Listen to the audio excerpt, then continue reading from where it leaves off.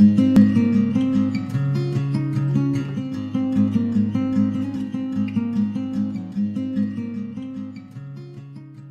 Aaron Lawler-Patterson, the Goodness Chick. I'm a podcaster, motivational speaker, author, counselor, and proud part of the Mental Health News Radio Network. Join me on the journey of navigating the joys and pitfalls of life, addressing mental health, addiction, raising kids, and giving back. If it takes a village, then join me as one of those villagers. Villagers wanted. All right, so today's episode is actually being broadcasted to you today from Chennai, India. I flew over a few days ago from Kathmandu, Nepal, with the full intention of crossing paths and reconnecting with a human being who just has inspired me in so many ways. For those of you guys that are listening that are educators, you work with lots and lots and lots of kids, and it is a dynamic, amazing, amazing job. And there are kids that are placed in your life as students who just stick with you, that get your heart. My guest today, Molly, is one of those. And one of the most beautiful things about being an educator is watching as your students get older, having the privilege, and I do consider it a privilege, them transition to adulthood. And the very few that I've worked with over the years, and Molly was the definition of being a role model, encouraging, inspiring people by both not just her words, but by her actions, has now gone on to become the student has now become the teacher. And it's been so wonderful watching her. Molly, I want to say welcome to the show. I'm so glad to have you here today. Yeah. And you have been living in Chennai since June. Is that correct? Correct. Yeah. I flew to India. I was in New Delhi for a week, but I flew to India June 22nd, 2018. What brought you here? Yeah. I've been here for over about 7 months. So I applied for a Fulbright English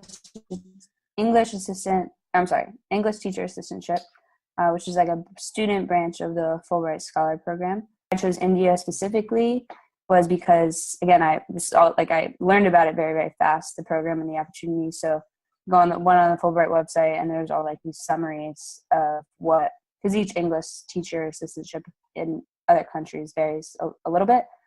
So I people who know me are probably, if they listen to this, are like laughing because I'm a huge fan of Google Docs, and I copy and pasted like all the summaries in Google Docs, took the country name off of them, and then just like, I was in my action research class at the time, so it was like in the coding mode, and just like highlighted words that I like stuck out to me.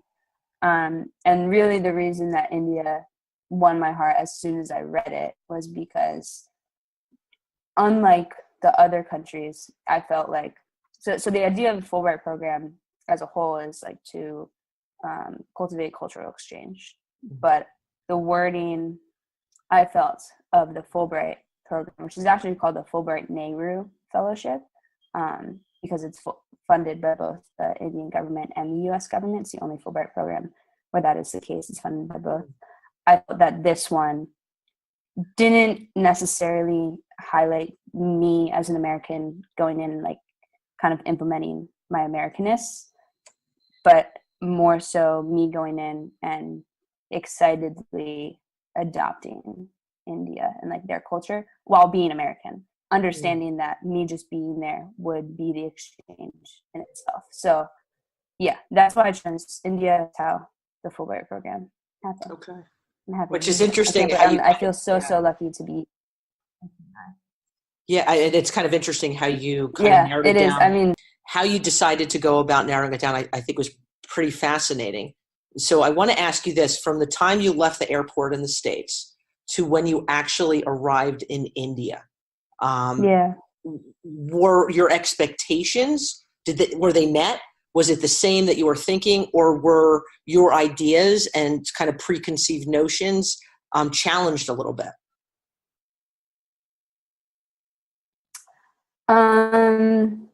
Yeah, so I mean, I'd studied abroad before, but it was in Ireland, so like I had experienced another culture, but it was still like a relatively westernized culture. And I knew that going to India would be different. so different that it almost didn't make any sense for me to have any idea about what I was walking into. With that said, of course I did. And I, honestly speaking, was kind of expecting like dirt roads. I was expecting poverty, which there is. I was expecting a lot of cows, which there is. I was expecting language barriers. I was expecting to get kind of like slapped in the face, metaphorically, a few times, which I have. But what I did not expect to hit me as hard as it did in a great way and as fast as it did was the hospitality of Indian people. What have you learned, which I'm sure there's many, many things, would you say like that has kind of hit you the heaviest from, in the past 8 months that you've been here, that you will carry with you for the rest of your life? Everything that I leave here with, all of my ideas, my experiences, they are coming predominantly from kids, which is, I feel like, exactly how it is supposed to be. So to answer your question, I think that what I will remember the heaviest is how, so in the Indian, in their pledge are the words, "All Indians are my brothers and sisters." And I think a lot of cultures, even in America sometimes, like we like to kind of throw around that idea of like being family with your fellow man. It's something that like is throughout literature. It's like it's a theme that we as people, I think, just like to go back to, but you don't really see it actually lived out all that often. It's nice to think about, but in terms of actual gestures and words and invitations, it's just, for me anyway, like I never really felt it as much as I wanted to believe it. And here I feel it. Like, all Indians are my brothers and sisters. And the fact that I, as an American, came into school on the first day speaking little to no Tamil, the language to speak in Tamil Nadu, and feeling like a sister to both my students and my fellow teachers, feeling like a daughter as well. Like it's just it's so beautiful. And kids are taught to think this way, like from the time they were born. So amidst all of the craziness, amidst all of the patriarchy, and there's certainly issues going on, cultural, societal issues happening that impact the way that kids grow up and families live their lives. But the overall sense of like taking care of one another as a family member, I feel like is so prevalent, to the point where that might be what is the most difficult thing for me to deal with when I get back. Like, not feeling that, because it's just been so nice. It's been so nice, and I'm not homesick, probably for that reason. And it's a beautiful thing. Like you kind of briefed me a little bit beforehand about, you go anywhere and it's, Molly Miss, did you eat breakfast? Did you eat? And how that love and that family's connected to food and making sure that you are taken care of. Yep. And it was really into my mind. And then I stepped foot in your school, and within like 12 minutes, it was, not only looking at you, but your friend, your teacher friend who was here, did she eat? And I'm like, what? I wouldn't get asked that back home. I love back home, but it's just a different level of action and compassion and connecting these different things with like this invitation that's so, just so caring and so comforting. And so like, having only been here really for such a short amount of time, but getting that view is really amazing. And so like, I feel so fortunate to have been able to take that peek, but you've been here for 8.5 months. And it's a beautiful view you had. And I know, last night we were talking a little bit about the differences in cultures and what you have seen and I have seen over the years when traveling. And what I want to throw at you is I think sometimes, I'm confident sometimes we can, in the Western world, right, especially in the States, become kind of in a bubble and very unaware of what's going on outside of our bubble. And we're relying on social media and the news that sometimes can give a very skewed view of what a culture or a people is like. What say you to the person listening who might be on the fence? Like, they don't even need to go out of, their country, but about expanding our cultural horizons. What do you say about that? Mm-hmm. I would say that it's almost like a responsibility. And I don't say that in like a superior sense. Like I have any right to say it. But after being in a culture that is so different, and knowing that when I go back, I'm going to be more civically engaged. I'm going to be more aware and observant than I ever was in my life because of what I've seen here.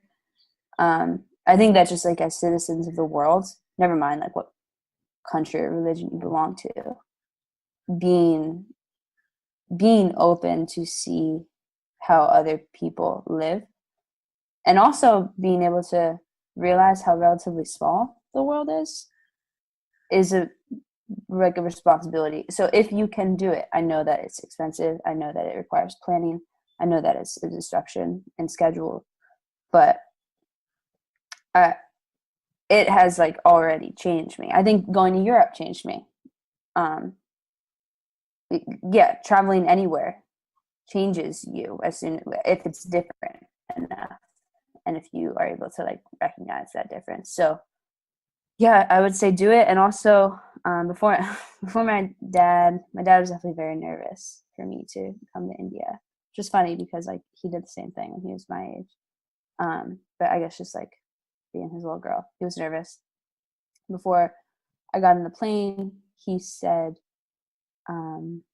he told me 3 pieces of advice, and one was trust the kindness of strangers, and that has definitely gotten me a very, very, very long way. I will say this is probably going to contradict some stereotypes that people have of India, but I have not felt unsafe once, not once. And I know that I'm like naive to many, many things, but generally speaking, on the bus, when I'm in Ubers, when I go for runs, when I'm in the grocery store at 10 o'clock at night, like I just have never felt unsafe ever. I think part of that I can attribute to being in southern India. I know that there are like some more tough stories being thrown around in the north, but even if you're traveling from New Jersey to Chicago, like, yeah, there will be strangers, but I'm pretty sure some of those strangers that you come across, that you happen to come across in your day-to-day activities, which probably include like being a little bit lost and feeling uncomfortable, in relation to just like the natural gut instinct that you have, will be kind. Yeah, I think. Yeah. I think kindness goes very far. And when you're able to see that and connect to that with another human being, regardless of what continent they're on, it just does something. And there are bad, unkind people in every area of the world. Absolutely. You know what I'm saying? And so and I don't think that's a naive statement saying, just finding the kindness in people. And I've been blown away. I mean, blown away from, when I was in Jordan, Dubai, Nepal, just India, that I really didn't know what the people of these countries were like. And so like the kindness just poured on you is just so humbling. And you had said like, hey, whether you're in southern New Jersey and you're taking a trip to Chicago, like getting outside of our cultural bubbles really doesn't always have to require a plane ticket. It could be hopping in a car and driving a few hours. But there are so many benefits to seeing things outside our scope, because I am confident when we don't, we limit ourselves and we limit other people. And when we kind of make our scope of anybody, no matter what country they're from, what religion they're from, when we learn, right, we're going to have cultural differences, religious differences. The gift, I think, is unending. And I think we need more young people and people, adults, taking that step, because I think we're in very interesting times where we've kind of compartmentalized people, and that divides us in so many ways. That's unnecessary. And I think, I don't know, it's just being more open and aware. And I know it's like not an easy thing, but other cultures, other countries do it. You were sharing a little bit about how it should be a requirement. And that is something I absolutely believe, whether it's a middle school, high school level, university level. You look at Europe, and I know it's not a requirement, but it's kind of a cultural thing that after you graduate high school, you take a gap year and you go around the world. I think we need more of that, where it's not, okay, I'm sending my kid on a plane around the world necessarily, but it's like, okay, going outside of your county, going outside of your state, and it doesn't have to require a lot of money, going and helping out with an outreach program in a different county, going and being involved with, a summer program in a different state. I'm just throwing ideas out there that maybe lead up to going out of the country. Because I know for a lot of people, maybe going out of the country and buying it, like, it's just not financially feasible. But I think when we think that way, we have to have a plane ticket, we limit ourselves. We need more cultural exposure, because I know we get more in this box, and we think things that are just inaccurate. I mean, I found myself guilty of that on this trip, where I'm like, oh my gosh, I thought this way. Whoa, I was wrong. And being open to being wrong and redirected. But that can only happen when we're exposed to things that we haven't been exposed to before. Yep. Yeah. I mean, everything, like, I think even, I grew up small town, New Jersey, high school that you taught at, then went to school in Virginia. And in that, like, 4-hour difference, New Jersey to little, like, Fredericksburg, Virginia, was eye-opening, politically, socially. Like, I was around, of course, people from, like, various parts of the country, but just being in that part of Virginia was so different and eye-opening. In part, I think it's what being at that school in that culture was what inspired me to, like, further pursue going abroad to Europe, like, actually abroad. So, it's funny because I think that now, after having done the extreme of being in India and living in India, I will feel a lot more comfortable going to, like, New York City. I never liked New York City. My sister lives there. Like, I would prefer not to visit her. I would, like, not because I don't want to visit my sister, but just because, like, I don't want to go to New York City. Like, I don't like it. But I think I will. After having been in Chennai. So I'm excited to go, like, experience that. Like, I may even feel like I need it, like that. Understood sort of, like, rhythm and flow of the big city from, like, all walks of life. But I guess the point of me saying that was because I did it in maybe, like, a funny reverse sort of way, and, like, doing abroad first. But I think the desire that it stirs in you to see more happens no matter where you start. You just got to start. Yeah. I think those are wise words. You just have to start. And there are times that our fears of the unknown can prevent us from taking that step and prevent us from starting. But I think that has a ripple effect on the people around us, like, whether that's our siblings, our kids, whatever, that if we're afraid, more than likely they're going to be afraid. And it's not not everybody's going to be able to, kind of like you did, head first into India, but it's okay. I'm going to a different county. We're going to do this and being safe about everything. But there are so many negatives attached to staying in our bubble. There's just a lot of negatives. And I think even on a mental health level, I do believe that when we see outside of ourselves, when we stretch and we're willing to grow, it absolutely can go hand in hand with where we're at mentally. I really do. I think it can help with decreasing anxiety. At first, I know it can kick it up a little bit if you're not accustomed to it, but in the long run, and realizing that there's more to the world than us. We can be very self-focused and inward and thinking it's all about us. It's just kind of how we're wired as human beings. But being able to go outside and see, like, it just does something. I mean, watching you, I was so stoked. I was like trying not to smile too much. Navigate through I was like, dude, we're going to get nailed like by that moped or that rickshaw or the whatever. And just what you're like, no, they're not going to hit you. It's just the way, like, you're just flowing and just how you engage and converse in such a patient and beautiful manner. I mean, like, so the cool thing is not only have you learned, but your kids and the teachers and the people you have learned from you. And that's the beautiful thing about life, because it's not just about us, how it's a trickle effect. And I watch how your colleagues interacted with you and they watched you. Dude, you guys have all learned from each other. And what an amazing, fantastic thing that is, because that's what life's about. It's not just about us and our learning, but those around us. And this is one big stinking world, but dude, we have so much to learn. Yeah, so much. Right? So much. And even, I think me being here has made, like, I obviously, we talked about this the other day also, but like, I knew you were going to come visit me as soon as I told you I was coming to India. And I didn't doubt that just because I know you. But my friends from home said they were coming to India, and I was like, yeah, right. Like, I'll believe me when I see you at the airport.